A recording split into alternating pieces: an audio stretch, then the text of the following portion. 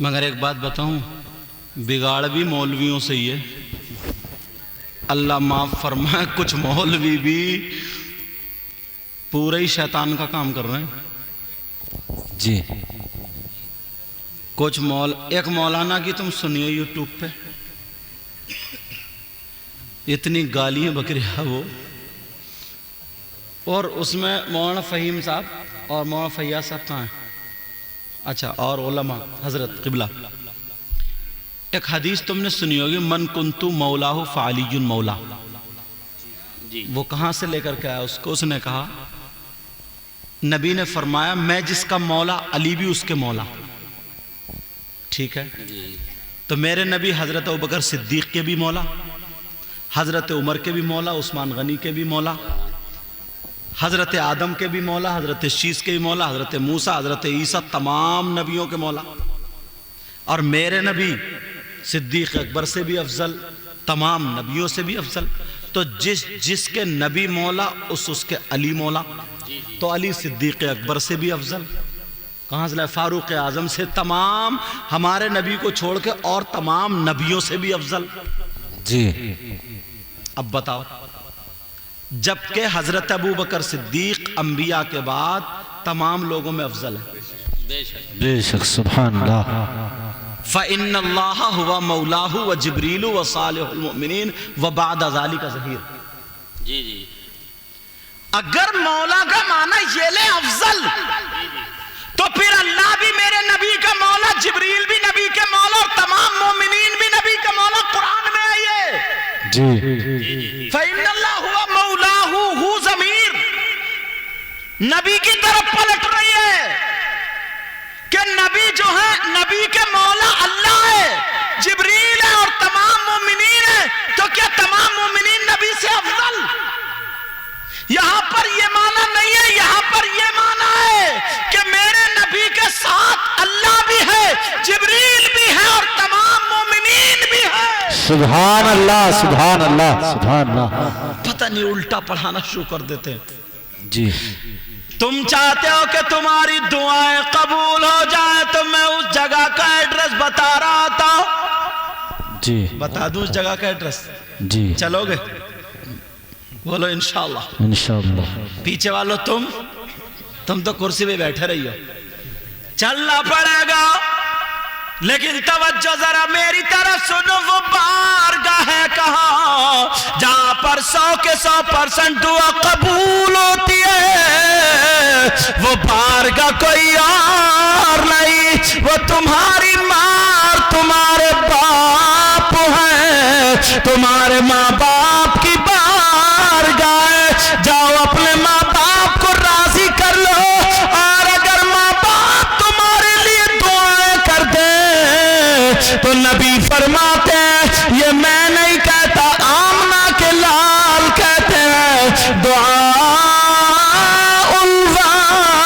الوالدین عن اولادہما کا دعاء النبی عن امتی۔ نبی فرماتے ہیں، ماں باپ کی دعا اولاد کے حق میں ایسی ہوتی ہے جیسے مجھ محمد کی دعا میری امت کے حق میں ہوتی ہے۔ سبحان اللہ، سبحان اللہ، سبحان اللہ، زندہ باد، زندہ باد۔ ہے کسی کی دعا ایسی جو جی۔ غوث پاک کی طرح ہو، غریب نواز کی طرح ہو، صابر پاک کی طرح ہو، مخدوم سمنہ کی طرح ہو، وارث پاک کی طرح ہو، شاہ مدار صاحب کی طرح؟ ہے کسی کی دعا ایسی؟ ایک ذات ہے، وہ ہے ماں باپ۔ جی۔ نبی فرماتے ہیں ماں باپ کی دعا ایسی ہوتی ہے جیسے نبی کی دعا امت کے حق میں۔ سبحان اللہ، سبحان اللہ۔ تو اصلی چیز کو تو چھوڑے پڑے ہو۔ اگر تمہیں کاروبار کرنا ہے، ترقی حاصل کرنا ہے، صبح اٹھو، ماں باپ کی خدمت ایسی کر دو کہ وہ خوش ہو جائیں، سر پہ ہاتھ رکھوا لو اور چلے جاؤ۔ سب کی دعائیں فیل ہو سکتی ہیں، مگر ماں باپ کی تمہارے حق میں دعا فیل نہیں ہو سکتی۔ جی، بے شک، سبحان اس لیے میرے نبی نے فرمایا، نبی کا فرمان کبھی غلط نہیں ہو سکتا۔ جی۔ لیکن زیادہ تر ہم ان تمام چیزوں کو چھوڑے پڑے، اصلی چیز کو چھوڑے پڑے۔ ایک ماں باپ نے 3 4 اولادوں کو پال کر رکھ دیا، اور جب 3 اولادیں ہو گئی، اب ماں باپ بوڑھا ہو گیا نا، تو ایک ادھر چولہے پہ اپنی بیوی کے ساتھ بیٹھا ہے، ایک ادھر چولہے پہ، ایک ادھر چولہے پہ، وہ بھی بیوی کے ساتھ برابر میں بیٹھ کے کھا رہا ہے، یہ بھی کھا رہا ہے، یہ بھی۔ ماں باپ دیکھ رہے ہیں، ٹکر ٹکر دیکھ رہے ہیں۔ وہ سوچ رہی ہے کہ چھوٹی والی دے گی، وہ سوچ رہی ہے بڑی والی دے گی، وہ سوچ رہی ہے بیچ والی دے گی۔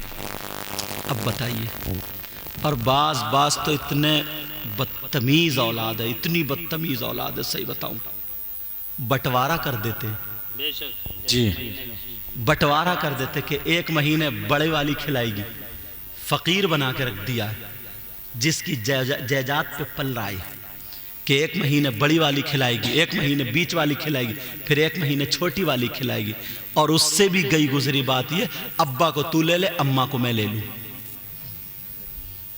ہنسنے کی بات نہیں ہے، صحیح بتا رہا ہوں میں، تمہارے یہاں نہیں ہے، لیکن میں دنیا گھومتا ہوں، آپ ذرا گھوم کے دیکھو تو پتہ چلے گا۔